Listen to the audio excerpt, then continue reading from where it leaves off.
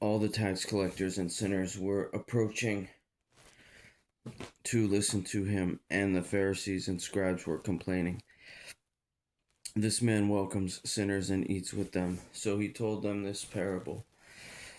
What man among you who has 100 sheep and loses one of them does not leave the 99 in the open field and go after the lost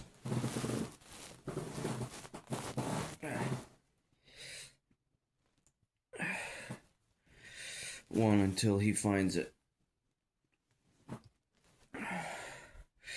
When he has found it, he joyfully puts it on his shoulders, and coming home, he calls his friends and neighbors, saying to them, "Rejoice with me, because I have found my lost sheep." I tell you, in the same way, there will be more joy in heaven over one sinner who repents than over 99 righteous people who don't need repentance. Or what woman who has 10 silver coins, if she loses one coin, does not light a lamp, sweep the house, and search carefully until she finds it? When she finds it, she calls her woman friends and neighbors together, saying, "Rejoice with me, because I have found the silver coin I lost." I tell you, in the same way, there is joy in the presence of God's angels over one sinner who repents. He also said, "A man had 2 sons. The younger of them said to his father, 'Father, give me the share of the estate I have coming to me.' So he distributed the assets to them. Not many days later, the younger son gathered together all he had and traveled to a distant country, where he squandered his estate in foolish living. After he had spent everything, a severe famine struck that country, and he had nothing. Then he went to work for one of the citizens of that country, who sent him into his fields to feed pigs. He longed to eat his fill from the carob pods the pigs were eating, but no one would give him any. When he came to his senses, he said, "How many of my father's hired hands have more than enough food?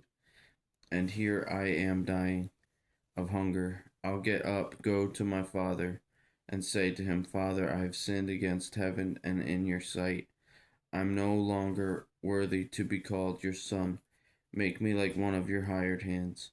So he got up and went to his father.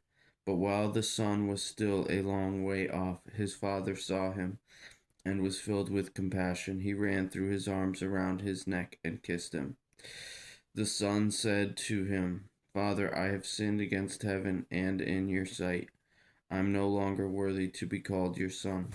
But the father told his slaves, 'Quick, bring out the best robe and put it on him. Put a ring on his finger and sandals on his feet. Then bring the fattened calf and slaughter it, and let's celebrate with a feast, because this son of mine was dead and is alive again. He was lost and is found.' So they began to celebrate.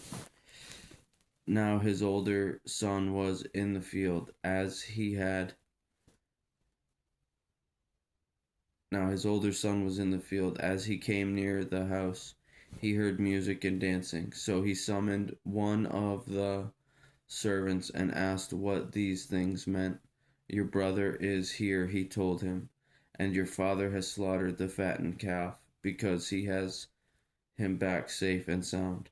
Then he became angry and didn't want to go in. So his father came out and pleaded with him. But he replied to his father, 'Look, I have been slaving many years for you, and I have never disobeyed your orders. Yet you never gave me a young goat so I could celebrate with my friends. But when this son of yours came, who has devoured your assets with prostitutes, you slaughtered the fattened calf for him.'